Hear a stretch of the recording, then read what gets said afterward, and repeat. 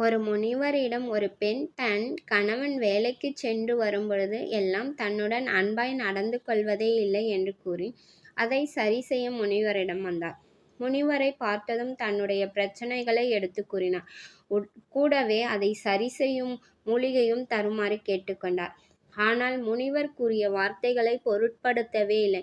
இதை உணர்ந்து கொண்ட முனிவர் தனக்கு புலி முடி கொண்டு வந்து கொடுத்தால் மூலிகை தயாரிப்பேன் என்று பதில் அளித்தார். உடனே கொண்டு வந்து தருகிறேன் என்று அங்கிருந்து காட்டுக்கு புறப்பட்டாள் அந்த பெண். காட்டில் புலி இருப்பதைக் கண்டாள். அப்பொழுது புலி உருமும் சத்தம் பெண்ணில் காதில் விழ நடுக்கமும் உற்றாள். ஆனால் திரும்பி வந்துவிட்டாள். மற்ற நாள்களும் இதே போல் நிகழ்ந்தது. ஆனால் அவள் பயம் கொள்ளவில்லை. இப்படி தினம்தோறும் காற்றுக்குச் சென்று வந்து கொண்டிருந்தாள்.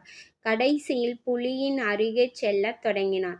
அவற்றில் இருந்து ஒரு முடியையும் எடுத்து நேரடியாக முனிவரிடம் கொண்டு வந்து கொடுத்தார். முனிவரோ எதுவுமே செய்யவில்லை. தனக்கு அருகில் எரிந்து கொண்டிருந்த தீயில் அந்த புலி முடியை போட்டார்.